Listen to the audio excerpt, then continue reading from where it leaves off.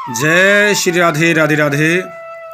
साथियों, आज एक प्रश्न फिर सामने आया है और पूछा है कि बताइए जी, आज के समय में जो चलन चल रहा है, ये कम कपड़े पहनना आदि ये जिस तरीके से ये दृष्टि भोग होता है और जो 8 प्रकार का भोग है उनके बारे में बताइए, और जो गाली देते हैं वो किस प्रकार का भोग है उसके बारे में बताइए।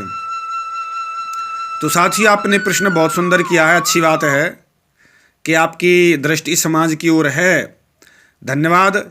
यद्यपि ये चीज़ें श्लोकों में, शास्त्रों में जिनका वर्णन हम उनका कर रहे हैं, हमें ऐसा नहीं है कोई जानकारी अलग से हो कि, लेकिन जो शास्त्रों में जिस तरीके की परिभाषा दी गई हैं और वर्णन आया है, श्लोक है, उसको बताने जा रहे हैं कि साथियों किस तरीके का कैसे कैसे होता है। सबसे पहले तो साथियों, आप 8 प्रकार के जो भोग होते हैं उन्हें समझिए, तब आके आपकी बात समझ आएगी कि कम कपड़ा पहनना और गाली देना किस तरीके का भोग है और कैसे ये भोग होते हैं। तो सबसे पहले एक श्लोक आता है, स्मरणम कीर्तनम केली दर्शनम गुह भाषणम चिंतनम निश्चय संयोग। तो साथियों, मैं उसे अर्थाने के लिए जा रहा हूँ। तो सबसे पहला होता है स्मरण। जैसे ही व्यक्ति किसी चीज़ को देखता है और देखकर उसके अंदर वो चीज़ें के गुण उत्पन्न होता है तो वो स्मरण आता है, भोग। फिर उसके बाद में कीर्तन करता है। कीर्तन का मतलब उसकी चर्चा करता है।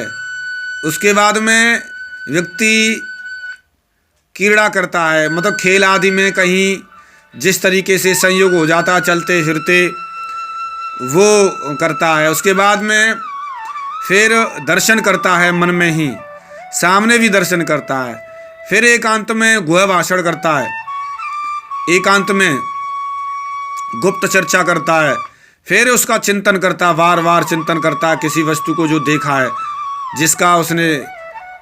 उसके बाद में निश्चय करता है अब तो मुझे इसको पाना ही है, और फिर उसके बाद में संयोग करता है।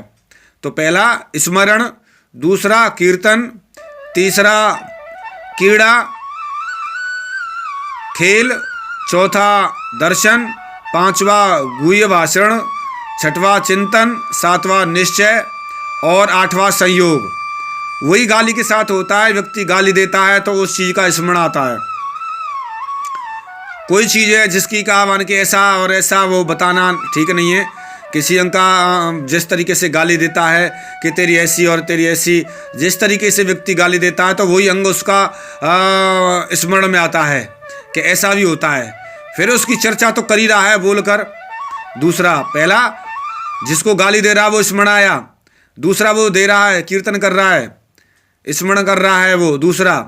तीसरा, वो जिस तरीके से संयोग बना, जिस तरीके से बातचीत करके गुस्से में कैसे भी किस तरीके से कह रहा है, जो क्रिया हुई। चौथा, वो ही मन से ही दर्शन करता है, वहीं से ही सीधे सीधे देखकर स्त्री को ही। फिर भाषण तो कर रहा है, सबके सामने कर रहा है, अंदर भी कर रहा है, सबके सामने कर रहा है, पांचवा। और चिंतन तो उसका हो ही रहा है क्योंकि वो देख रहा है, वैसा भी होता है, चिंतन है मन में तभी तो कह रहा है। और फिर निश्चय करता है, ऐसा भी जो है काय सो हाँ करूँगा। और संयोग तो मन में मान लेता है, जब सामने आमने तो संयोग ही मान लेता है। इस तरीके से साथियों, ये जो कार्य होते हैं, जिस तरीके से कम कपड़े पहनना या गाली देना 8 प्रकार का भोग है। 8 प्रकार के भोगों में मैंने बता दिया है किस तरीके से होता है। पहला भोग स्मरण, दूसरा कीर्तन, तीसरा क्रीड़ा खेल, चौथा दर्शन, पांचवा गुह्य भाषण, छठवां चिंतन, सातवां निश्चय, आठवां संयोग।